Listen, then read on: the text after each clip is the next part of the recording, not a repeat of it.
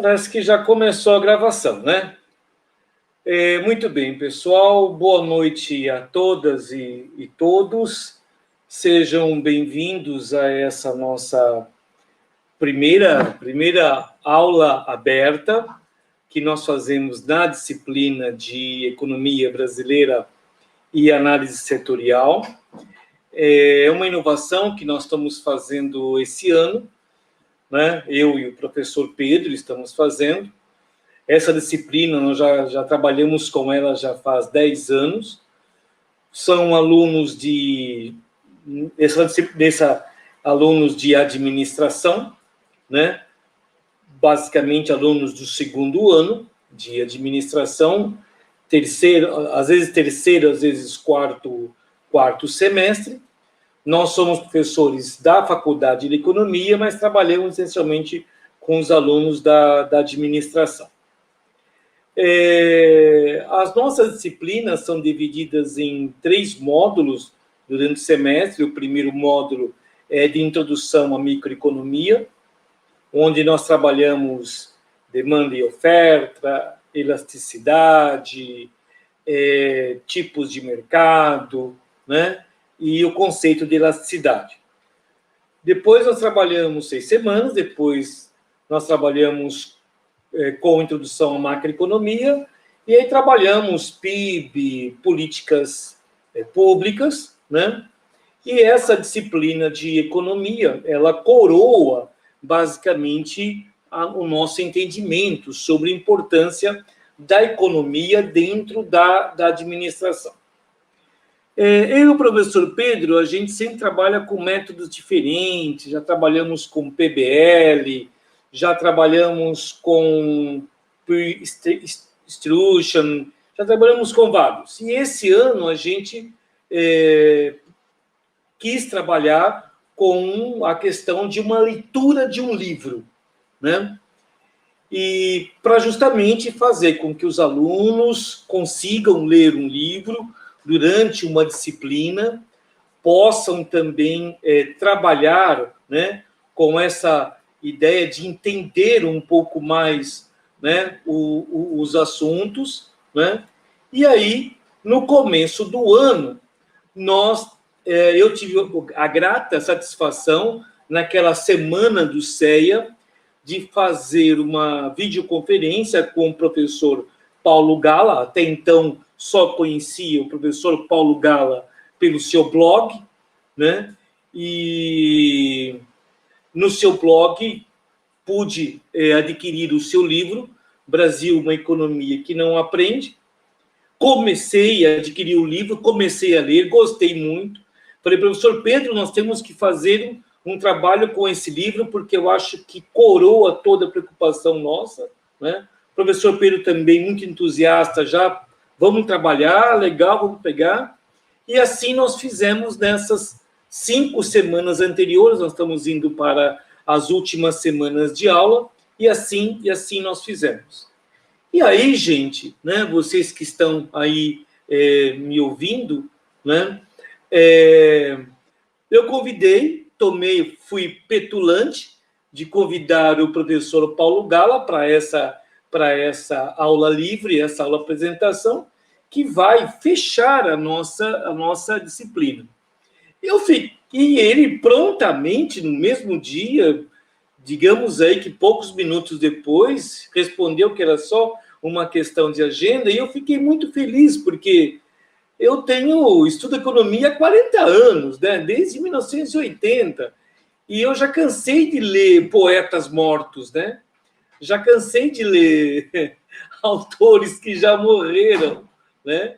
Então, essa vai ser a primeira vez que a gente consegue ler um autor vivo, né? Que está aqui presente, né? E que pode dizer sua obra, né? O seu pensamento, né? Então, isso para mim tem um valor, eu digo que para mim tem um valor histórico. Depois de 40 anos, eu consigo ler um livro em que o autor está vivo, contemporâneo, né, e que a gente pode trazer aqui. Então, a tecnologia nos tem ajudado muito nesse trabalho de fazer essa divulgação. Então, foi nesse sentido que nós convidamos o professor Paulo Gala. Espero que vocês gostem. Professor Pedro, já pode colocar isso, legal. Tá? O professor Pedro Costa, o professor que todo mundo gosta, vocês já conhecem, está aqui nos dando todo o suporte, né? Junto com o Gabriel Gava, também, que é aluno nosso, que está dando suporte. Né? Então, professor Paulo Gala, agradecer é pouco, né? Por essa sua... Eu sei que o seu tempo também é curto, nós estamos aí, como você, nós estamos encerrando as disciplinas no semestre, então é uma correria para poder fechar relatório, fechar nota, sabemos da dificuldade. Então, em nome da Pontifícia Universidade Católica de Campinas, da Faculdade de Economia, na qual a gente tem origem, e da Faculdade de Administração, muito obrigado, né? Espero que essa nossa pequena aula possa nos ajudar e a criar um caldo cultural entre a gente para que a gente possa futuramente continuar com esse tipo de trabalho, né? Buscando também outras leituras, né? Tem mais um livro seu que a gente pretende também colocar no próximo semestre, né? Então, a gente quer fazer isso. Então, por favor, a palavra é sua. O professor Pedro está aqui ao nosso lado, você tem uma apresentação, tá? E aí os alunos vão entrando, vão fazendo perguntas e a gente vai colecionando. Tá bom, professor Paulo Gala? A palavra é sua. Muito obrigado mais uma vez. Obrigado, professor Dimas, obrigado, professor Pedro. É uma honra para mim poder estar aqui, conversar um pouco com vocês todos, né? Ainda mais sabendo que vocês leram os 2 livros, né? Que só aumenta a minha responsabilidade, né? E fiquei muito feliz com o convite, né? Para quem... Não existe maior alegria para um autor do que ser lido, né? E ser lido e ser debatido e ainda mais poder conversar sobre essas questões é mais prazeroso ainda, né? Eu tô vivo aqui, bem vivo, novo ainda, né? Se Deus quiser, ainda vou ter energia para escrever mais algumas coisas, né?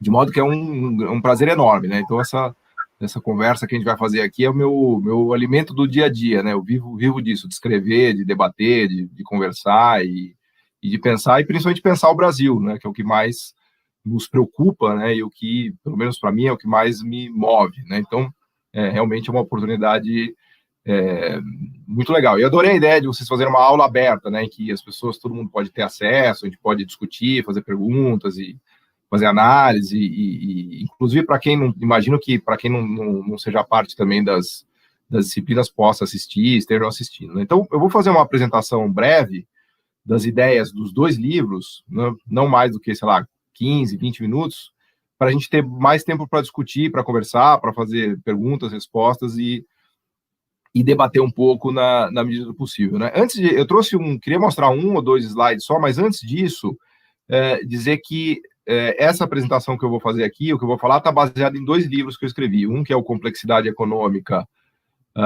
que o subtítulo é Uma Nova Perspectiva para Entender a Pobreza e a Riqueza das Nações, que foi publicado em 2017, e o outro que é O Brasil, uma Economia que Não Aprende, que foi publicado nesse ano, junto com o meu amigo e brilhante economista, o André Roncalha. São 2 livros que tratam de Brasil, na verdade. A grande preocupação dos 2 livros é entender o Brasil, entender a pobreza relativa do Brasil, entender por que o Brasil não avançou, por que o Brasil é um país tão desigual, né? E especialmente quando a gente compara com a Ásia, que tem dado certo, com a Ásia do Leste, né? Quem me acompanha sabe que eu gosto muito de falar de China, de Coreia, de Taiwan, até mesmo do Sudeste, de Malásia, de Tailândia, que são países que têm avançado muito, né? Então, o Brasil, ele não só fica parado e regride um pouco, em termos absolutos, né? Mas em termos relativos, ele está realmente numa situação muito, muito ruim. Então, não é que o mundo parou e o Brasil está parado, o mundo continua avançando, especialmente os emergentes do leste asiático, do leste europeu, enquanto que o Brasil afunda.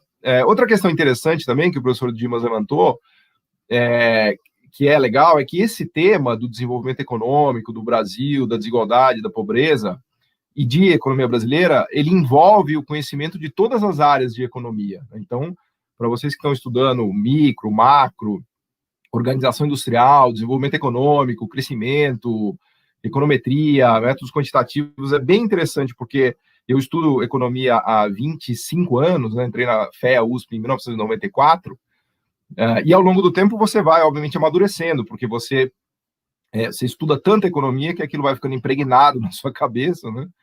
E aí você vai conseguindo entender as coisas a partir de outra perspectiva. Mas só estou dizendo isso para ressaltar a importância, né, para quem está estudando.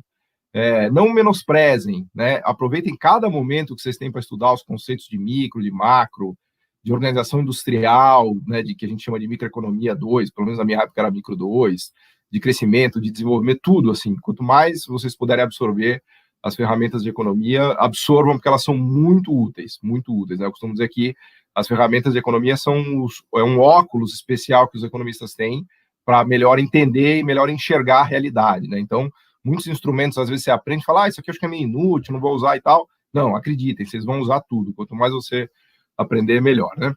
Então, eu vou começar mostrando alguns slides. São poucos slides, é só para balizar a nossa discussão, porque eu imagino que vocês tenham lido já os 2 livros, e eu não quero ser muito repetitivo, mas eu vou só apresentar alguns slides para a gente poder fazer, vamos dizer assim, o pontapé inicial da conversa. Se o professor Pedro puder colocar o primeiro slide de todos, que tem o título, né, dessa apresentação e faz referência ao livro que eu escrevi com o professor André Roncalli, que é Desenvolvimento Econômico é Aprendizagem Produtiva. A gente pode entender que um país rico e com baixa desigualdade é um país que tem muito conhecimento produtivo, que alguns economistas gostam de chamar de capital humano, né? Um país que acumulou conhecimento, acumulou capital humano em quantidades inimagináveis, e isso acabou enriquecendo todos e criando uma sociedade com menor desigualdade, né?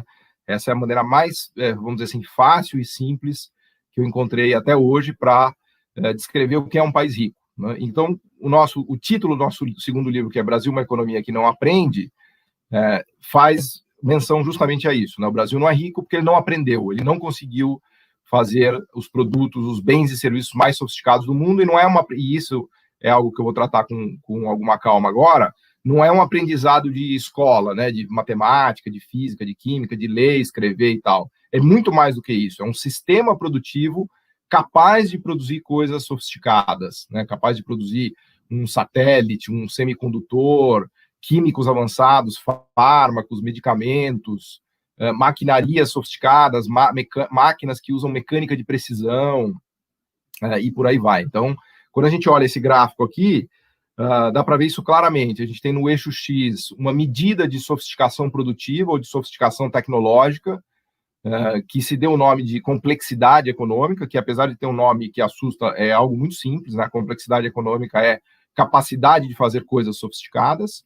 No eixo X, no eixo Y, a gente tem a renda per capita do país em escala logarítmica, porque a gente tem os países ricos, eles são muito mais ricos do que os países pobres, né? Então, é algo como Moçambique, que é um país pobre, tem uma renda per capita anual de $1.000, o que é ridículo, né? Que daria um ganho médio de $100 por mês para cada moçambicano, enquanto que Singapura, que é um país rico, tem uma renda per capita de $70 mil. Então, a gente precisa até colocar o gráfico em escala logarítmica para poder enxergar melhor isso. Então, ali no eixo Y, a gente tem 1.000, 10 mil e 100 mil. Tem 3 numerozinhos ali, vocês vão ver que ele pula de 1.000 para 10 mil para 100 mil. No eixo X, a gente tem a medida de sofisticação produtiva ou de complexidade econômica, que eu já na sequência vou explicar um pouquinho melhor.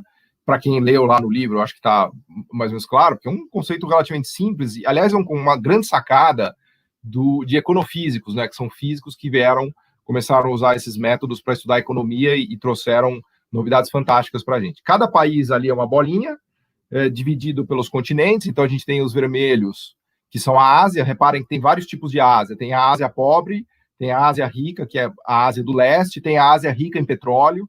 Se vocês olharem ali a Península Arábica, né, tem Qatar, Kuwait, Arábia Saudita, Emirados Árabes, que são países que não têm sofisticação produtiva, mas têm uma renda per capita muito elevada, né? Eu brinco que é o típico país em que as pessoas nasceram sentadas num poço de petróleo, né, com população pequena. A Austrália é um pouco parecida, porque tem uma população relativamente pequena e uma renda per capita alta, e não é tão complexa assim, apesar da Austrália estar entre os 20 maiores países com produção industrial, entre as 20 maiores produções industriais do mundo, né? A Austrália tem $90 bilhões de produção industrial ano. Muita gente se esquece que a Austrália tem indústria, né?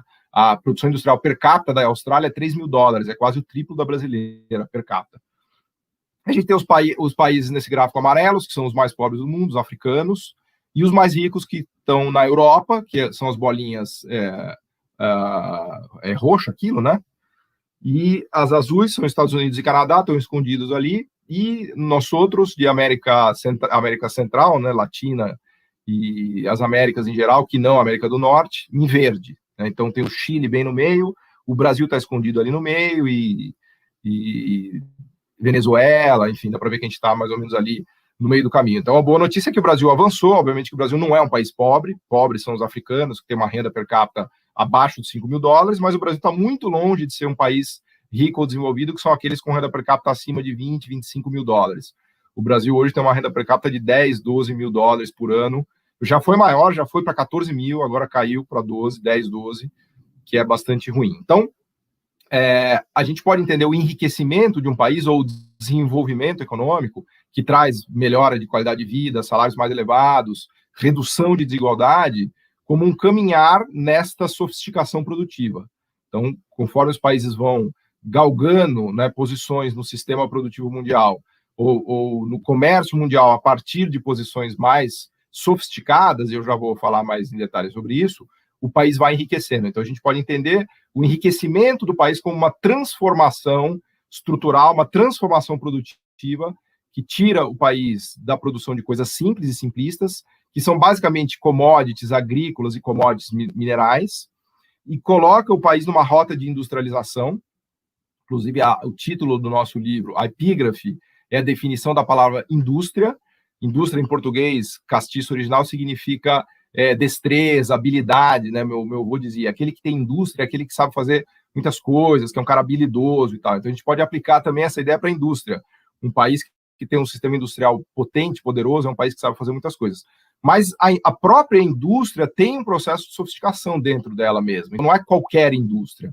Não é que basta se industrializar. Há uma diferença enorme entre ser capaz de produzir semicondutores, microchips para computador e sapatos, entre produzir foguetes e satélites e cerveja. Né? Todos esses são bens manufaturados ou bens, vamos dizer assim, que dependem de uma industrialização, mas que demandam uma quantidade de conhecimento de capital humano completamente distinta. Então, o segundo passo é a gente entender o que é essa complexidade econômica, essa sofisticação, e ver como é que o Brasil se encaixa nisso. Né? Se o professor Pedro puder passar o segundo slide, eu vou mostrar agora para vocês como é que a gente faz essa metodologia aqui do cálculo da sofisticação produtiva.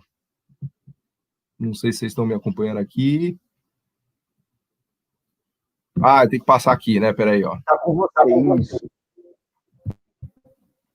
Desculpe. Não tem como você passar porque está comigo a apresentação. Então, isso aqui é uma rede produtiva que é um esquemático, na verdade, bem simplista, que eu tirei do trabalho dos econofísicos. Aliás, quando eu publiquei o livro Complexidade Econômica, uma nova perspectiva para entender a riqueza das nações, a minha ideia era divulgar essa metodologia dos econofísicos, que é uma metodologia fantástica, e eles trazem muito o pensamento das chamadas redes complexas, que é uma ferramenta cujo uso está explodindo na física, e eles trouxeram para estudar em economia. E eu fiz uma redezinha aqui, eu mesmo desenhei, para ilustrar o ponto de como se usa essa metodologia de redes complexas para calcular a sofisticação produtiva, ou se construir uma medida de sofisticação produtiva. Então, a gente tem 3 países aqui, que são Holanda, Argentina e Gana, e 5 produtos do comércio mundial: medicamento, raio-x, peixe, queijo e cera. Então, a ideia é que, a partir de uma base de dados gigantesca, e eu já vou mostrar um pouco desses dados para vocês na sequência, a gente começa a construir relações de comércio, ou seja, na verdade, as relações de comércio já existem, são países que exportam e importam produtos de todos os outros países do mundo, né? E daí volta na importância do que eu comentei com vocês de estudar tudo em economia, né? Comércio internacional, organização industrial, macro, micro, que só a partir do entendimento de todas as vertentes da economia você pode entender o mundo de verdade, né? Então, a gente vai pegar o comércio mundial e vai estudar ele com essa lente de redes complexas. Então, imaginem, aqui eu pus 3 países e 5 produtos, mas os dados que eu vou mostrar para vocês na sequência são dados novos que estão num trabalho que eu estou acabando de escrever. Terminou, para vocês terem ideia, eu passei domingo 12 horas trabalhando nisso, né? Porque é coisas de pessoas alucinadas, né? Mas tem uns resultados muito interessantes e eu me empolguei. Então, eu vou aproveitar para mostrar aqui para vocês acabou de sair do forno esses dados. Mas é legal que vocês vão ter uma dimensão da quantidade de dados que a gente trabalha. Então, na sequência, eu vou mostrar para vocês 5 mil produtos do mercado internacional no comércio de 230 países. Então, imaginem que eu fosse capaz, e eu sou, na verdade, os econofísicos são, né, de pegar esta rede completa do comércio mundial. Imagine que eu pudesse desenhar aqui não 3 países, mas 230 países, e não 5 produtos, mas 5 mil produtos. E imagine que eu comece a estudar isso e consiga tirar conclusões de sofisticação produtiva e de complexidade a partir dessa análise, né? E é isso que a gente vai fazer na sequência. Então, avançando mais um slide aqui, agora pegando a mesma rede de comércio que a gente estava olhando, mas já de uma maneira mais estruturada, mais organizada. Então, quando a gente começa a olhar para aqueles dados, né, se você olha para esses dados aqui, assim, a princípio, você não vê nada demais aqui. Você vai falar, Paulo, tá bom, eu sei que a Holanda faz aqueles produtos, a Argentina faz outros, Gana faz outros. Aqui é uma análise solta dos dados, né? Mas será que a gente tem como olhar para esses dados de uma maneira mais estruturada? Será que os dados estão nos dizendo coisas importantes? E eles estão, obviamente, nos dizendo coisas muito importantes. E essa foi a grande sacada dos econofísicos. Eles olharam para isso aqui e falaram, peraí, se a gente olhar bem, a gente vai reparar que nessa pequena amostra tem um país só que é capaz de produzir e exportar todos esses produtos, que é a Holanda. Então, ela é capaz de exportar aparelho de raio-x, medicamentos, cera de sapato, queijo e peixe. Tem outro país, que é a Argentina, que é capaz de produzir e exportar 3 coisas: cera de sapato, queijo e peixe. E tem um país, que é Gana, que só consegue pescar e exportar queijo, exportar peixe, né? Ao mesmo tempo, se a gente olhar agora, então, quando a gente olha país, a gente vê que tem países mais diversificados e menos diversificados. Quando a gente olha para produtos, a gente descobre que tem um produto que um país só é capaz de fazer, enquanto que tem outros produtos, especificamente o peixe, todo mundo é capaz de fazer. Então, essa é uma outra dimensão muito relevante dos dados e da rede. E aí os econofísicos tiveram a seguinte sacada: eles falaram, olha, para pensar um pouco. O que esses dados estão nos dizendo é que países que têm pautas de exportação mais diversificados tendem a ser mais ricos. Países que têm pautas de exportação mais diversificadas, e isso vou mostrar para vocês na sequência já a relação com renda per capita, tendem a ter um sistema produtivo mais sofisticado e ter uma renda per capita mais elevada. São países que estão, vamos dizer assim, bem posicionados no comércio mundial. Enquanto que países que têm uma pauta de exportação pouco diversificada, em geral, são países que fazem coisas não sofisticadas e têm uma renda per capita mais baixa. Eles começaram a sacar esse padrão nos dados, né? Aqui, no nosso caso, é Gana, que tem a menor diversificação, e a Holanda, que tem a maior diversificação. E outra coisa, eles perceberam que países que fazem produtos que poucos países são capazes de fazer, também são países mais ricos e mais sofisticados. Enquanto que países que fazem produtos que todo mundo faz, são países que têm menor sofisticação. E a partir daí eles trouxeram 2 conceitos formais mais organizados, que são a não ubiquidade. Não ubiquidade é uma característica de alguma coisa que pouca gente faz, ou que é difícil encontrar, e a diversidade. A diversidade é já uma característica direta da pauta de exportação. Então, eles fizeram uma análise de todos esses dados do comércio mundial e chegaram nessa conclusão aqui, que é a seguinte, que um sistema produtivo que tem muita complexidade é um sistema produtivo capaz de produzir muitas coisas, e algumas dessas coisas que ninguém faz. Então, o sistema produtivo sofisticado ou complexo é aquele que é muito diversificado e faz coisas não ubíquas, faz coisas que poucos países ou poucos sistemas produtivos são capazes de fazer. Enquanto que um país não complexo, não sofisticado, como, por exemplo, Gana, é um país que consegue fazer poucas coisas, tem baixa diversificação, e essas coisas que o país faz, todo mundo faz. Tipo soja, minério de ferro, peixe, trigo, milho. Tá? Não sei se ficou claro. Então, no eixo X, o mais sofisticado, os países mais sofisticados são aqueles que fazem muitas coisas, e dessas muitas coisas, muitas que pouca gente faz, enquanto que os mais pobres, que estão ali na complexidade baixa, fazem poucas coisas, e as poucas coisas que eles fazem são coisas que todo mundo faz. Tá? Então, esse é o conceito de complexidade econômica, e o Brasil está no meio do caminho. Né? O Brasil está ali justamente na complexidade zero, entre 0,5, e ele realmente faz muitas coisas, só que muito menos do que os países europeus, só que faz muito mais do que os africanos, por exemplo, e faz algumas coisas sofisticadas que países africanos não conseguem fazer. Bom, Então, o que é o fruto do meu trabalho aqui no final de semana? Então, quando a gente olha para esse diagrama, na verdade, há aqui um processo de industrialização, né? A gente pode imaginar que um país que sai do peixe para o queijo, para a cera de sapato, para o medicamento e para o raio-x, ele passou por um processo de industrialização, mas, como eu dizia há pouco, não é uma industrialização qualquer. Ele passou por uma industrialização que foi ficando altamente sofisticada. Então, ele conseguiu passar do queijo, que é um manufaturado muito simples, para a cera de sapato, que é um pouquinho mais complicada, para remédios, que aí já tem patentes, pesquisas caras, para finalmente chegar no aparelho de raio-x. Então, é uma industrialização, mas muito mais do que uma industrialização, é um processo de aprendizagem, é um processo de acúmulo de capital humano. Então, os países estão acumulando capital humano. Ao subir nessa escada tecnológica, eu gosto de chamar isso daqui de escada tecnológica, os países estão acumulando capital humano. Mas veja, não é a brincadeira que eu sempre faço do engenheiro que virou motorista de Uber. Aliás, só um disclaimer aqui, tá? Eu fico brincando com essa coisa, escrevo no blog, mas eu sou fã do Uber, tá? Pra vocês terem ideia, eu vendi meu carro só ando de Uber. Então, eu sou um heavy user, assim, só adoro Uber. Mas a crítica que eu faço é que, como o sistema brasileiro produtivo está se desindustrializando e perdendo sofisticação e perdendo capacidade produtiva, todos os nossos engenheiros estão indo dirigir Uber. Ou seja, a qualificação deles, o capital humano deles, não é utilizado para fazer o aparelho de raio-x, não é utilizado para fazer o medicamento, que é o que eles deveriam estar fazendo. Deveriam estar fazendo se houvesse empresas no Brasil capazes de empregar esses engenheiros, capazes de pagar altos salários, né, e, portanto, remunerar o que toda essa engenharia, tudo foi investido na engenharia. Né? Quando o engenheiro vem dirigir Uber, ele ganha o mesmo do que um analfabeto dirigindo Uber, porque a qualificação dele de engenharia não faz a menor diferença dentro de um carro. Né? Então, é por isso que eu brinco, enfim, na verdade é uma história triste até, de que a gente saiu da indústria para o Uber, né? Então, esse processo de industrialização não é uma industrialização qualquer, é uma sofisticação produtiva muito interessante, e a novidade que eu estava trabalhando no fim de semana são esses dados aqui, que são absolutamente incríveis, e essa é a beleza hoje dos grandes bancos de dados e da capacidade de programação que a gente tem, né? Eu peguei a mesma rede, então, o que eu tenho nesse gráfico? 5.000 produtos do comércio internacional. Então, eu estava mencionando para vocês que aqui a gente tem 5 produtos e 3 países. Agora eu vou mostrar para vocês 5.000 produtos e 230 países. Então, o que esse gráfico mostra é, basicamente, o comércio internacional de 5.000 produtos.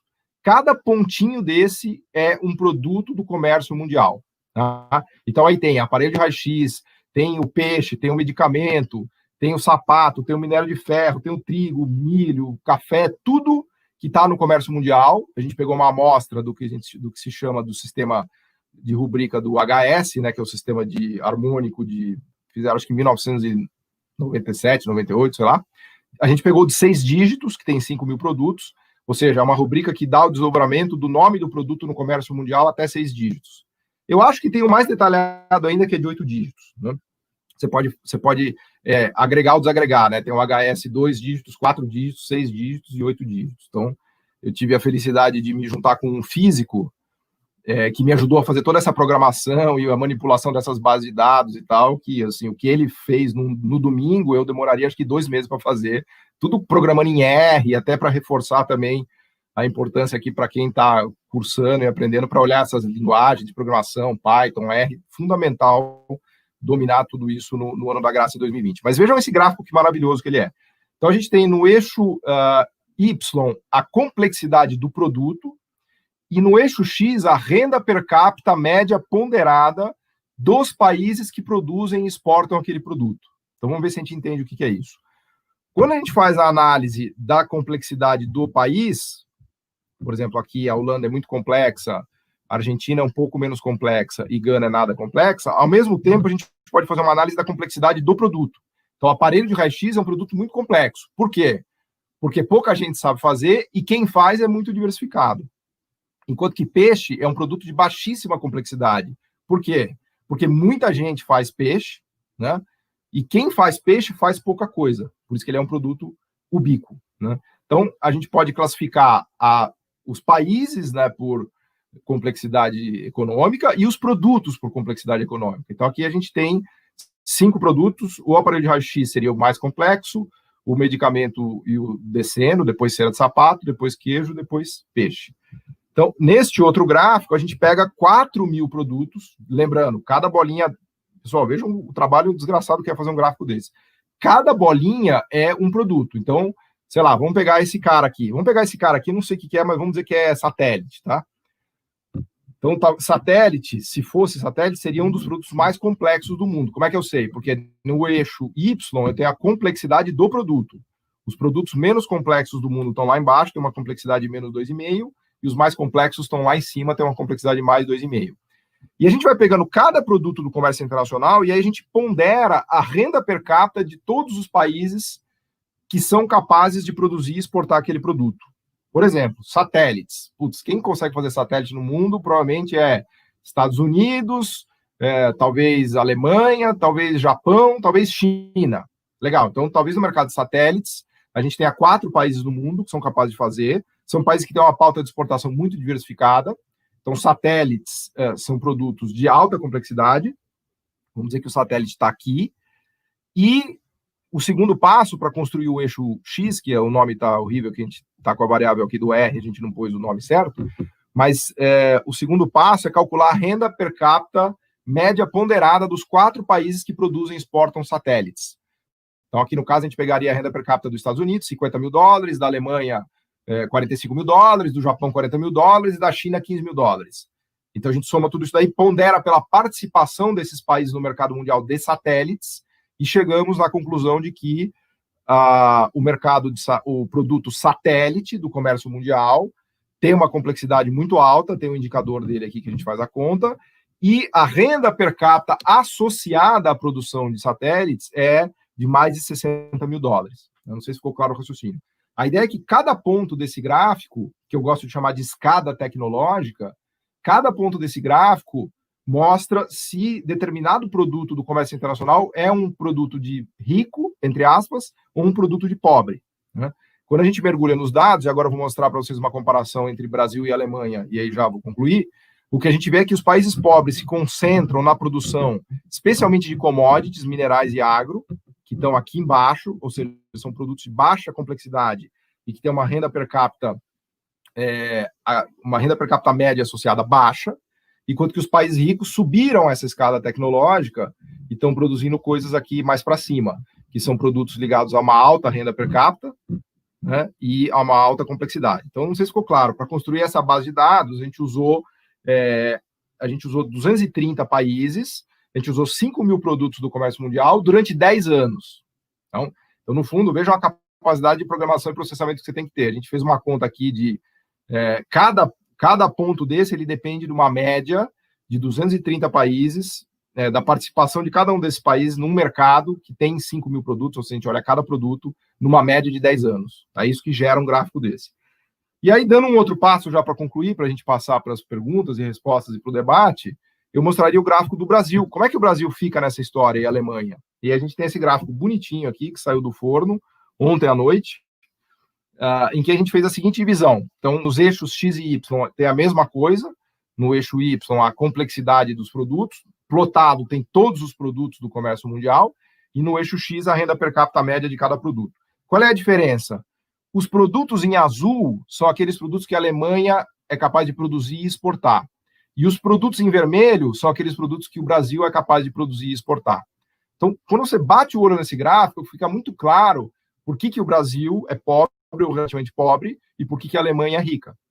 Porque a Alemanha é capaz de fazer praticamente todos os produtos do comércio mundial, especialmente os mais sofisticados, né? Não sei se vocês conseguem ver aqui, nessa região, que é onde tem um cluster azul mais, vamos dizer assim, aglomerado, são produtos de muita dificuldade, que poucos países do mundo conseguem fazer, e a Alemanha faz muito, né? Isso, para quem estuda a história da Alemanha, para quem conhece a geografia e a economia da Alemanha, é conhecido como Mittelstand. Mittelstand é a potência industrial do coração da Alemanha, que está basicamente na Bavária e naquele estado do lado que é Baden-Württemberg, né? E é fácil, se eu falar o nome das empresas, vocês vão saber na hora. Estamos falando de BMW, Mercedes, Porsche, Bayern, Siemens, SAP, as grandes empresas alemãs produzem essas coisas aí que estão em azulzinho, e diferenciam claramente o sistema produtivo alemão do brasileiro. E o brasileiro, coitado, tá ali, são os pontinhos vermelhos, tem alguma coisa sofisticada que a gente faz, provavelmente deve ter avião da Embraer aqui, turbina eólica da WEG, né? Não é que o Brasil não faça nada, né? Mas eu não plotei ainda, não deu tempo. Se eu colocasse Gana, provavelmente Gana estaria só nesses pontinhos de baixo aqui, né? Então, essa é uma maneira visual muito clara, assim, muito interessante de entender o que é o desenvolvimento econômico e o que é o aprendizado e o que é o Brasil que não aprende, né? Então, o Brasil ele não conseguiu subir essa escada tecnológica como conseguiu uma Alemanha, como conseguiu um Japão, um Estados Unidos, uma Suécia, né? Então, isso aqui é um visual do que é a escada tecnológica, e agora a gente pode conversar bastante sobre isso, mas o grande desafio do Brasil é subir essa escada tecnológica. É isso que ele não consegue, faz 20, 30 anos que ele tá preso no meio da escada, por isso que a gente chama a situação do Brasil de armadilha da renda média, inclusive. O Brasil está encalacrado nessa renda per capita faz uns 20, 30 anos. Enfim, eu vou parar por aqui, já falei até um pouco mais do que eu queria, mas agora a gente fica aberto aqui para pergunta, resposta, debate, o que vocês quiserem tratar. Um abraço. Pois bem. Professor Pedro, obrigado por enquanto. Professor Paulo, e nós vamos para as perguntas, porque já tem uma quantidade legal de perguntas já. Professor Pedro, você quer lê-las ou colocar na tela as perguntas? Eu já recebi algumas aqui já. Professor Pedro? Vamos lá. Então, tô colocando na tela aí, ó. Acho que vocês estão vendo. Tem a pergunta do Rafael Medrotti. Isso. O Brasil está parado no tempo e para desenvolver é necessário capital humano, ideia e conhecimento, redes produtivas e complexas, etc. Como você entende como o primeiro passo a ser dado pelo país? Professor Paulo, eu vou... Quer agrupar algumas ou eu vou respondendo como vocês acham melhor? Eu vou juntar essa pergunta dele a uma pergunta que o pessoal das minhas duas classes, quando eu terminei o livro, aí eles perguntam, um aluno assim, então, professor Dimas, quer dizer, então que dançamos? Quer dizer, então, que a gente vai ficar em desenvolvimento para sempre, né? Não temos alternativa? É isso, tá? Então, eu estou emendando essa pergunta. E só colocar da Larissa Miguel também, né? E uma pergunta especificamente para você. Paulo, o Brasil não possui tanta diversificação em suas exportações, comparando aos países desenvolvidos. O que poderia ser feito para reverter tal posicionamento e ter um resultado mais acelerado? Veja, Paulo, que há uma certa ansiedade de, assim, a gente vai sair disso? Tem solução? Ou o vagão da tecnologia, o trem da tecnologia passou, nós ficamos comendo pipoca na estação e o trem já foi embora há muito tempo e não passa de novo. Professor Paulo, com você. Não, o trem ele passou, mas dá para correr atrás dele, né? Mas não é trivial. Você vai ter que dar um pique para você conseguir chegar lá no trem e pular nele. Então não é, vamos dizer assim, não é uma tarefa fácil, porque essa questão da corrida industrial, que a gente costuma chamar, é difícil, porque você está correndo contra os competidores, especialmente contra a Ásia do Leste, não é trivial, mas isto posto, acho que o Brasil tem plenas condições de conseguir recuperar esse campo industrial produtivo que ele perdeu, né? Primeiro destaque que eu faria é a ideia de reindustrialização. Então, não é possível o Brasil recuperar o espaço perdido sem se reindustrializar, né? Essa é uma ideia que precisa martelar milhares de vezes para ver se, especialmente os economistas brasileiros, tem uma questão de debate de ideias, que eu vou repetir hoje várias vezes, que é muito importante, porque eu acho que no plano das ideias o Brasil está ficando muito para trás. Muito para trás. Assim, os economistas brasileiros estão completamente desatualizados em relação ao debate que se faz no mundo. Eu acho que a pandemia melhora um pouco isso, porque os países ricos, inclusive, agora estão sendo obrigados a revisitar essa ideia da importância da indústria, da industrialização, da reindustrialização. Eu acho que a pandemia e a China colocaram de novo no mundo rico, no mundo desenvolvido, a importância do debate sobre industrialização e o papel da indústria, né? A ponto de todos os países desenvolvidos retomarem políticas industriais, que a gente chama de política industrial, né? Que são medidas que o governo pode tomar para ajudar a indústria. os economistas chamam isso de política industrial. Então, há um renascimento impressionante da política industrial nos Estados Unidos, na Europa, muito por conta de uma reação à China e por conta da pandemia. No Brasil, a gente tem um problema, a gente precisa se reindustrializar e a gente precisa recuperar o debate e conseguir mostrar para a sociedade, e isso depende muito dos economistas, e é um trabalho que eu não me canso de fazer todo dia, de mostrar a importância da indústria e da industrialização. Então, não se trata de defender interesses da indústria, se trata de promover um setor que é chave, que é essencial para essa aprendizagem produtiva dos países. Sem indústria, sem reindustrialização, não será possível, né? Agora, quais são as boas notícias? O Brasil ele tem um dos maiores parques industriais ainda do mundo emergente. O Brasil ainda, do mundo emergente e do mundo inteiro. Na verdade, o Brasil está entre as 10 maiores indústrias do mundo. Então, isso, em termos de potencialidade, é muita coisa. Claro que, como o Brasil é uma economia grande, necessariamente a gente tem uma indústria grande também, por conta da proporção da nossa economia. Mas, ainda assim, poucos países emergentes, inclusive alguns maiores, têm uma indústria tão grande quanto a brasileira. Então, a gente está perdendo espaço tecnológico, mas ainda tem um espólio de tecnologia muito importante que pode ser aproveitado no Brasil. A gente tem notícias recentes, por exemplo, estava vendo essa semana, até escrevi no blog, que a empresa mundial brasileira comprou a fábrica da Sony lá na Zona Franca, vai começar a produzir eletroeletrônicos um pouco mais sofisticados e tal, né?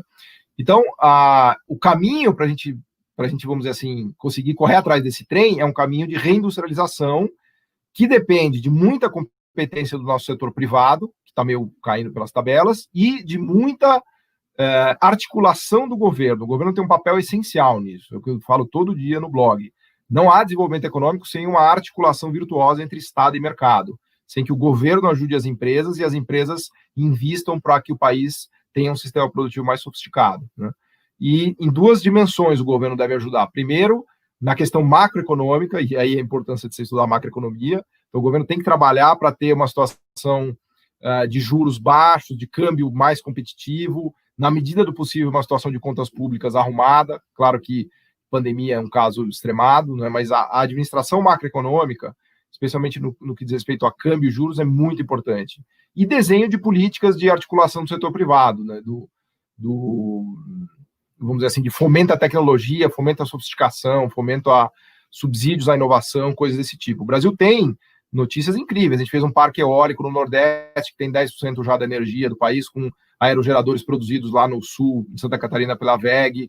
A gente tem essa fábrica de semicondutores e chips em Porto Alegre, que é uma coisa fantástica, que é uma empresa pública, estatal, que foi feita na era Dilma, pena que agora o governo quer liquidar ela de qualquer maneira. Até estou numa campanha lá no meu Twitter, e se vocês puderem me ajudar a divulgar, até porque o governo quer encerrar essa empresa. Já gastou mais de R$1 bilhão desde a era Dilma. Podemos até discutir se era o caso de decidir fazer ou não lá atrás, mas agora que está feito, já a empresa está parando de pé, está vendendo, está para fechar um contrato com a Pirelli para chipar os pneus da Pirelli, estão chipando o boi, para fazer o rastreamento do boi para ver se ele tem doenças ou não, e ainda que a empresa dependia de uma encomenda do governo dos chips do passaporte que a gente tem, que o governo tirou, né, isso quase quebrou a empresa, mas enfim, eu estou dando um exemplo claro, né, de uma empresa de semicondutores e chips que a gente tem no Brasil, que está lá em cima da escala tecnológica, que só foi possível porque teve investimento do setor público, né, que tomou esse risco, e agora o governo quer fechar, né?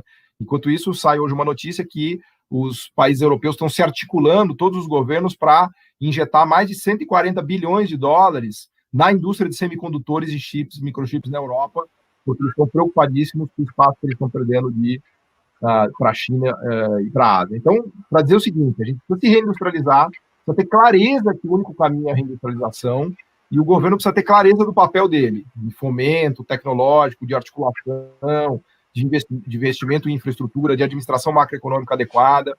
Se a gente não tiver esses dois pilares atuando, ou seja, a ideia de reindustrialização e o governo agindo para reindustrializar o país com todos os instrumentos que ele tem à disposição, aí não tem saída. Aí realmente não tem saída. Mas a boa notícia é que se a gente fizer isso, tem saída e é relativamente fácil, dá para fazer. A gente ainda tem BNDES, ainda tem Petrobras, tem um monte de instrumento público que, se bem utilizado, pode nos ajudar muito a subir essa escala tecnológica. Agora, se a gente for num programa de liberaliza tudo, privatiza, tira o governo da economia, aí acabou-se. Aí nós vamos realmente capotar lá para baixo da escala tecnológica.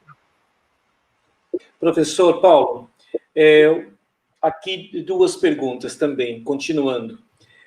Primeiro, o seguinte, a reindustrialização que você bem nos colocou, então dá um certo ânimo, dá um certo fôlego ainda, mas não é qualquer indústria, né? Não é, né? Porque um aluno meu disse assim, professor, veja, acabou de ser montado aqui em Piracicaba, aqui no nosso ladinho, né? Uma empresa da Hyundai, né? E ela está fazendo montagem de veículos, né? Eu falei, você colocou bem, ela está fazendo montagem de veículos, né? Uma montadora não significa tecnologia na concepção que nós estamos discutindo, que é chamada tecnologia complexa, né? Então, acho que primeiro nós temos que pontuar bem a questão que não é qualquer indústria, né?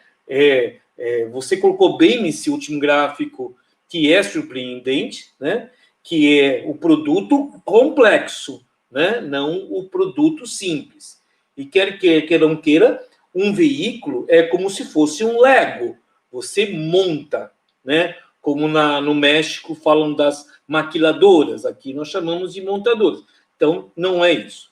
E a segunda, uma pergunta para engatar, é o seguinte, a gente... o Pedro também... Só pegar carona. Nós voltamos à ideia da substituição das importações ou a gente busca que as nossas empresas busquem o mercado internacional? Pedro? Eu vou pegar carona nas duas perguntas, então, em relação à indústria automobilística, né, que quando a gente analisa o produto automóvel, sim, é um produto complexo, sem dúvida, né? Mas um dos problemas da indústria automobilística no Brasil é que a parte do desenvolvimento, que é o filé mignon da cadeia produtiva, normalmente não está no Brasil, né? Então, pegando carona na pergunta do Dimas, e a questão da substituição de importações e o voltado para as exportações, melhor dizendo, é que é um ponto interessante também, e eu procurei destacar com os meus alunos no seu livro, que é algo que diferencia esse novo desenvolvimentismo do desenvolvimentismo da década de 70, que buscava mais só proteger, mas não colocava a empresa em condição de competir, né? Isso acabava não resultando em melhoria de produtividade. Bom, eu vou até usar o exemplo do carro, porque ele é bem interessante. O carro, na verdade, o carro ele não é nem um bem simples, nem super complexo. O carro ele tem uma complexidade intermediária, eu diria.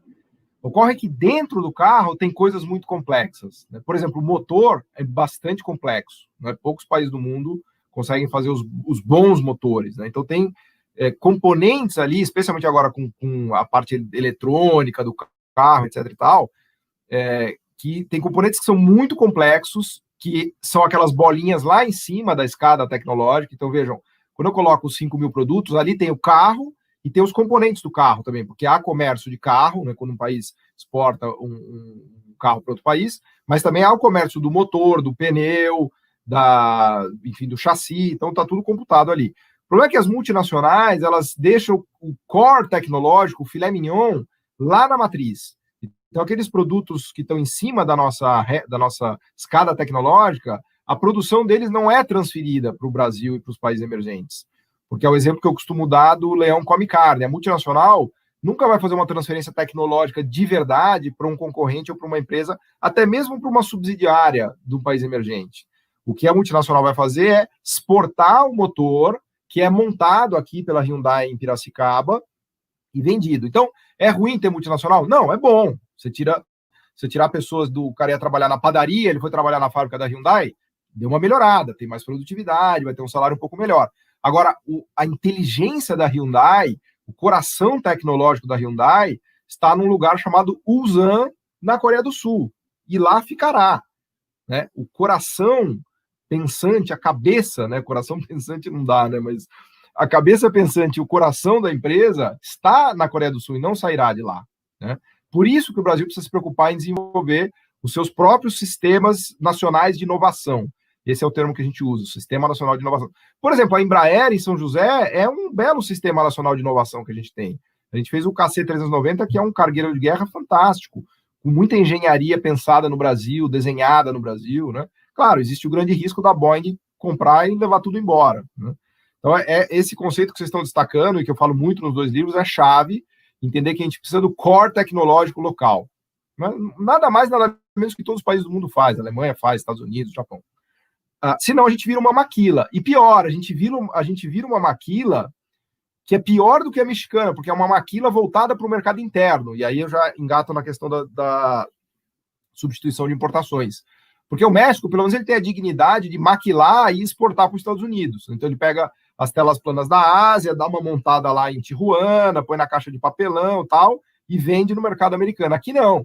Aqui o Brasil é pior, ele é uma maquila introvertida, especialmente a Zona Franca de Manaus. Então, as multinacionais importam via Manaus, dão um tapa e vendem no mercado interno, né? E isso está muito longe de ser o suficiente para o desenvolvimento econômico, que é subir aquela escada tecnológica. O processo de substituição de importações é um processo básico pelo qual todos os países do mundo passaram. A Alemanha substitui importações, os Estados Unidos substituem importações dos ingleses em 1800. O caminho do desenvolvimento, o caminho da industrialização, tem necessariamente um primeiro passo, que é substituir importações. Ninguém vira um gigante exportador industrial do nada, né? Então, a Coreia do Sul não virou uma potência industrial porque ela pulou para as exportações. Ela substituiu um monte de importação, começou a produzir domesticamente, só que ela deu o segundo passo. Ela aprendeu, vejam, de novo, desenvolvimento econômico é um processo de aprendizagem, ela aprendeu, produziu, primeiro ela copiou, não respeitou patente, fez produto falsificado. Também todo mundo fez isso, Alemanha, Japão, Suíça, Suécia. Daí ela aprendeu, começou a fazer o dela, pôs a marca dela, começou a melhorar o produto, começou a inovar e começou a exportar. Aí a Coreia ficou rica. Então foi aí que o Brasil parou, né? O Brasil ele veio no começo da escada, ele aprendeu, copiou, substituiu, mas ele não conseguiu, com gloriosas e honrosas exceções, ele não conseguiu dar o passo além de conquistar o mercado mundial. E de novo, gente, não é trivial, tá? Eu sempre brinco que é o equivalente a você ganhar uma luta do Mike Tyson, né? Você vai lá lutar com o Mike Tyson, você toma uma surra, aí todo mundo fala, pô, como é que você apoia o Mike Tyson? É a mesma coisa do Brasil. Fala, putz, o Brasil fez política industrial, fez substituição de exportações, fez tarifas e protegeu. Como é que ele não ficou rico, né? E a resposta que eu daria é, olha, a gente tomou uma surra do Mike Tyson, né? Na verdade, o resultado esperado é que um país não se desenvolva. É muito difícil se desenvolver. Se a gente olhar os últimos 50 anos, você conta no dedo, é meia dúzia, assim, é Coreia, China, Taiwan, Israel, os pequenininhos, sei lá, Singapura, Irlanda e o leste europeu, talvez República Tcheca, assim. Então é difícil, né? Muito difícil, né? Então, não quero, obviamente, passar uma mensagem pessimista com isso, mas o que eu quero dizer é que você não pode jogar a toalha, né? Tinha outra pergunta aqui que eu cometi da Unilever, mas ela sumiu. É o seguinte, deixa eu engatar uma pergunta aqui, professor Paulo. É o seguinte, esse aqui do Cláudio Luiz de Carvalho, que é nosso professor também da casa. Esse caminho da reindustrialização passa pela atenção com o lado do capital humano, das pessoas. A Unilever, por exemplo, iniciou teste para uma jornada de trabalho de 4 horas dia. Isso seria possível no Brasil? Né? E eu queria engatar mais uma pergunta, que é feita pelo Vitor de Oliveira, também aluno nosso. Quais são os segmentos considerados como estratégico em que o Brasil, então, poderia desenvolver, já que não é qualquer indústria que a gente vai avançar? Quais seriam os setores? Porque, professor Paulo, é o seguinte, nós temos tantos alunos que estão no meio do curso, como temos alunos que estão encerrando o curso. E quando a gente também apresentou o seu livro e começamos a ler e a debater, gerou uma certa assim, bom, então o que eu faço? Eu, como gestor, como administrador, né? Onde é que eu tenho que investir? Quer dizer, que setor que eu tenho que buscar? Assim, sendo bem pragmático, que setor que eu tenho que buscar estágio, Dimas? Né? O pessoal perguntava, né? Eu respondi de bate pronto. Setores que têm um grau de complexidade, né? Não queira achar, porque é o seguinte, a economia brasileira vai gerar emprego, mas não vai gerar renda, né? Nossa renda sempre vai ser baixa, porque na cadeia produtiva nós não dominamos essas cadeias produtivas, né? Nem para frente e nem para trás. Então, que setores que o Brasil teria ainda um respiro ou que estaria correndo e conseguiria se engatar nesse vagão da tecnologia? Até conectando com a pergunta da Unilever, assim, o truque, né, o segredo é ter produtividade e ter domínio tecnológico. Então, quando a gente olha os países europeus, especialmente os nórdicos, né, eu gosto muito dos nórdicos, né? São países. Quando você vai para a Europa e conversa com as pessoas, você tem uma sensação que eles trabalham pouco, né? Tem férias de 2 meses e tal. Então, assim, como pode ser tão rico trabalhando tão pouco? O truque está na sofisticação tecnológica e na produtividade. Então, os nórdicos têm as empresas mais produtivas do mundo. Eles dominam tecnologias inimagináveis para paizinhos daquele tamanho, de 5 milhões, 6 milhões. Né? Tem a Nokia, a Ericsson, que fazem a tecnologia 5G, maquinário de perfuração de rochas. Quando você começa a olhar a economia da Dinamarca, da Suécia, da Finlândia, é um negócio incrível que eles fizeram com uma população tão pequena. Então, o caso, pergunta bem prática da Unilever, né? Uma empresa pode reduzir a jornada de trabalho? Pode, se ela tiver muita produtividade, se ela gerar muito valor adicionado. Isso se aplica tanto aos trabalhadores quanto à empresa, entendida como um todo, a tecnologia, a marca, etc, etc. Então, no fundo, a gente está falando de um excedente que é produzido, que a gente chama de produtividade, e é isso que permite pagar bons salários, ter lucros elevados e assim por diante. Atividades simples e simplistas não permitem isso, né? Então, é exatamente o que vocês estavam falando. Especialmente quando você vai escolher onde você vai trabalhar, o que você deve fazer na sua carreira, você deve fazer o que uma empresa deve fazer no mercado, que é se diferenciar, tentar fazer um produto que ninguém faz, tem que fugir da concorrência perfeita, você tem que tentar se diferenciar, se destacar, né, sair da briga de commodities ali e tentar se sofisticar. Né? Então, se você for escolher o lugar que você vai trabalhar, um conselho que eu dou é procure lugares sofisticados, avançados, em que a diferenciação é possível. Inclusive, quanto mais você pessoalmente se diferenciar, melhor será na sua vida, porque a sua capacidade de ganhar salário, de ganhar renda, tem a ver com a capacidade de diferenciação que você consegue se colocar, por assim dizer. Né? Agora, setores concretos, né? É óbvio que o Brasil não vai acordar e falar, puta, agora vamos produzir satélites. Não, a gente não vai conseguir. Vamos fazer reatores nucleares. Não vamos conseguir fazer. Né? Vamos construir usina nuclear com tecnologia nossa. Não. A gente tem que olhar o que a gente já faz, que é, vamos dizer assim, as capacidades existentes, e explorar o que essa turma da econofísica e da complexidade gosta de chamar, que eu adoro, que é a vantagem comparativa adjacente. Não é explorar a sua vantagem comparativa. A vantagem comparativa você já faz. O problema de um país pobre é que ele tem vantagem comparativa em ser pobre. Então, um país é pobre, voltando àquela escada tecnológica, ele é pobre por quê? Porque ele tem vantagem comparativa em fazer produto não complexo. Esse é o desafio do Brasil. O Brasil, se soltar ele, só vai fazer minério de ferro, cana, açúcar, café e soja. E a gente nunca vai ficar um país rico. Assim como era a Coreia do Sul. A vantagem comparativa da Coreia do Sul era fazer arroz. Né? O banco, o General Park foi pedir um empréstimo para o Banco Mundial para fazer uma siderúrgica no país. O Banco Mundial falou, imagina, vocês na Coreia, vocês vão fazer arroz. Aliás, nos Estados Unidos, o Adam Smith recomendava que os Estados Unidos se especializassem na agricultura. O Smith achava um absurdo total a ideia de industrialização nos Estados Unidos nos 1800. Acontece que os americanos não eram bobos nem nada. O Alexander Hamilton falou, esse Adam Smith está viajando na maionese. A gente vai se industrializar sim e com tarifa. E os Estados Unidos virou uma potência industrial.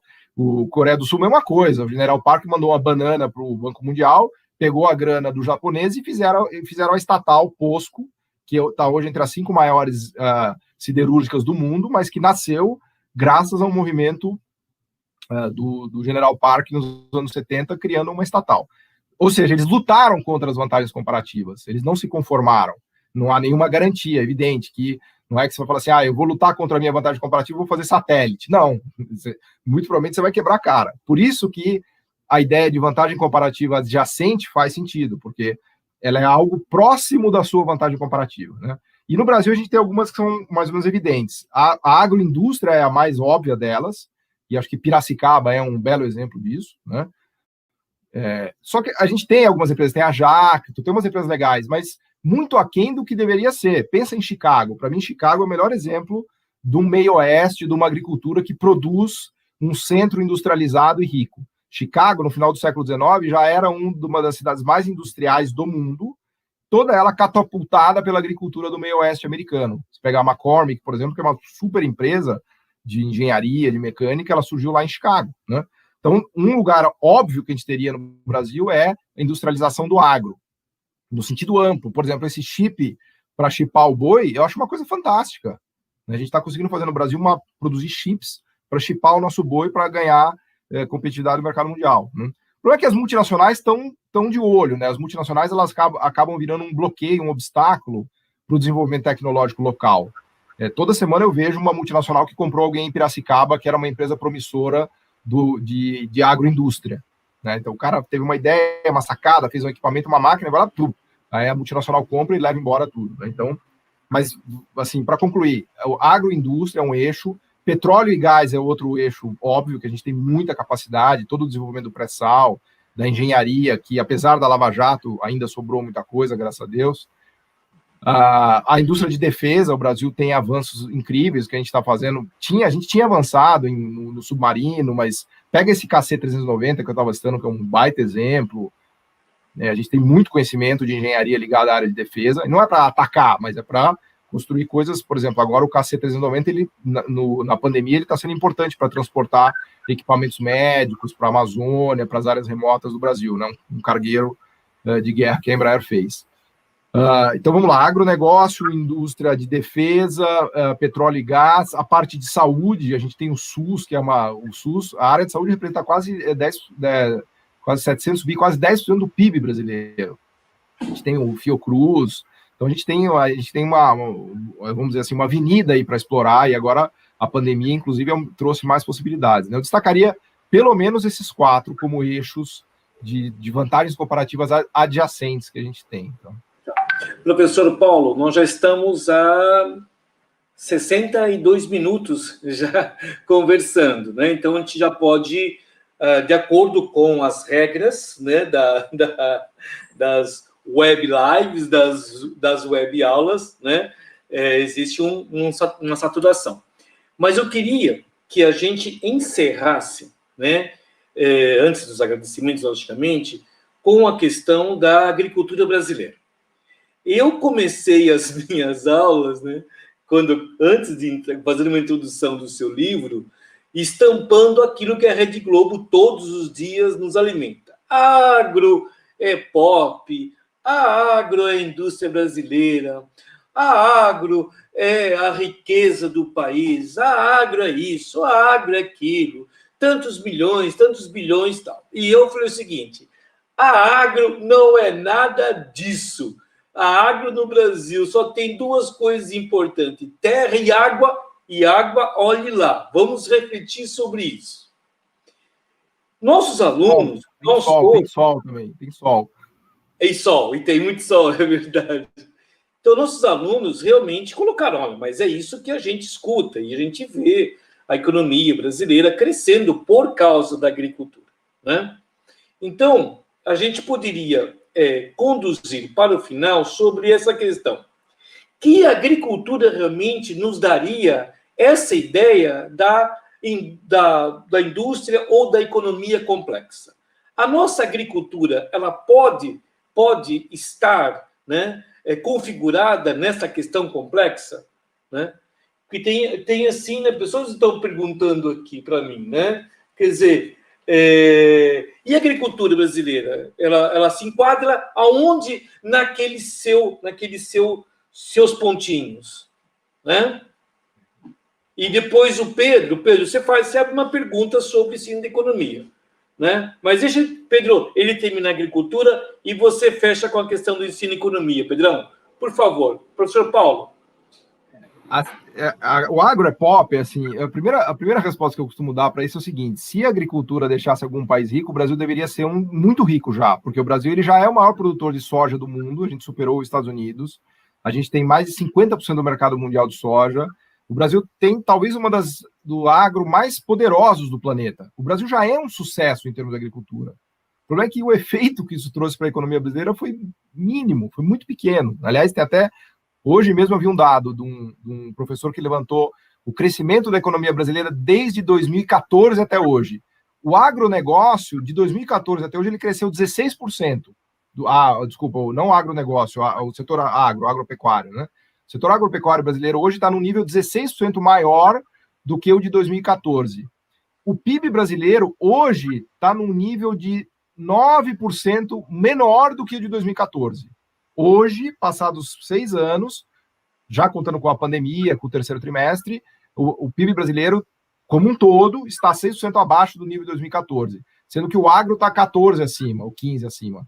Bom, porque isso mostra claramente que o agro não tem força nenhuma para puxar a economia brasileira. Por que ele não tem força? Porque ele representa apenas 5% do PIB. Isso não é um problema do Brasil. Em todas as economias do mundo desenvolvidas, o agro não representa mais do que 5% do PIB. Não representa mais do que 2 ou 3% do emprego. Tá? Os produtos agro, eles são não sofisticados e não complexos por definição. Até uma ideia boa que me ocorreu agora foi pegar aquele gráfico. A gente tem ali quase uns 1.000 produtos ligados a alimentos e agro. São os produtos menos complexos do mundo. Tá? Agora, não quer dizer que os serviços prestados ao agro e a indústria que abastece o agro não seja complexa. Aliás, muito pelo contrário. Por exemplo, a Embrapa é sofisticada, porque a Embrapa presta serviços ao agro. Então, ela teve uma pesquisa, uma sacada de como plantar em condições adversas. Mas até a semente de soja, professor Dimas, veja, eu estudo muito essa coisa do agro, de tanto que me enche a paciência, né? A semente, que é um negócio ultra high-tech, porque já tem uma alteração genética na semente, para que ela seja mais resistente às pragas, etc. Ela já quase que vem com o pesticida ali dentro. Aquilo ali é um produto complexo, mas aquilo ali não é o resultado de você plantar soja. Quando você planta soja, você tem uma soja que você vende e as pessoas comem. Aquilo ali, aquele conteúdo, foi uma engenharia que foi desenvolvida lá fora, que é uma patente de uma Bayer, de uma Monsanto, né? E não é a soja que você produz. A soja que você produz é um produto não complexo. Tem mais de 150 países no mundo que produzem soja. O mesmo se aplica para o minério de ferro, né? Então a gente precisa ver qual é a complexidade do entorno do agro. E aí eu volto com o exemplo de Chicago, para pensar no maquinário, na maquinaria, no serviço. Hoje você tem, sei lá, trator com GPS, com drones. É isso que a gente deveria fazer. Eu queria que Piracicaba fosse Chicago, né? Eu sei que ia pedir muito, né? Mas eu gostaria de ver Piracicaba sendo Chicago, porque Chicago é uma potência exportadora de coisas derivadas do agronegócio para o mundo inteiro. É isso que é dar o salto da exportação sofisticada. Então, o dia que Piracicaba estiver exportando produtos industriais para o planeta Terra, aí eu vou estar feliz. Falar, agora sim o nosso agro deu aquela contribuição e catapultou o nosso desenvolvimento tecnológico. Assim, parece um absurdo o que eu estou falando, mas os chineses acabaram de fazer isso. Os chineses tinham uma vila de pescadores lá em Tianjin, com 100 mil pessoas. Hoje, Tianjin, passados 30 anos, 40 anos, é uma das principais megalópolis tecnológicas do mundo. Tem 15 milhões de habitantes produzindo os bens eletroeletrônicos mais sofisticados que existem, né? Então, é possível, mas a gente tem que pensar com um pouco essa cabeça que eu estou trazendo aqui. Não é plantando soja que a gente vai fazer isso, né? Exato. Respondi tudo.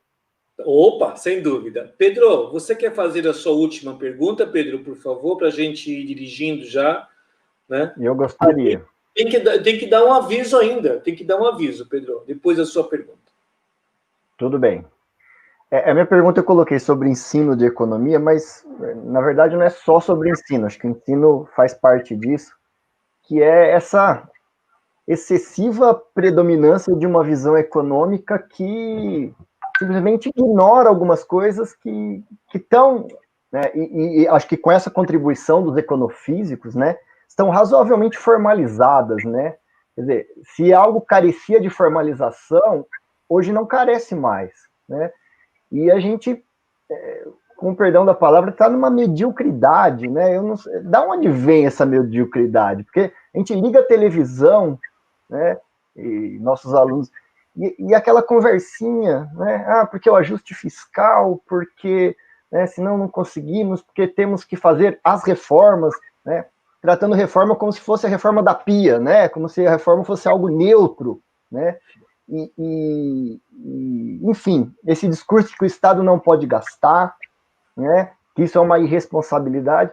E, na verdade, não, né? Me parece que a responsabilidade é a gente, né, deixar o nosso destino ao bel prazer das coisas acontecerem naturalmente, e as coisas não acontecem naturalmente, né? Acho que não há nenhum país que tenha se industrializado naturalmente. Enfim, né? A palavra desenvolvimentismo virou algo, né, que você tem que falar baixinho, né? Desenvolvimentista, senão você corre risco de...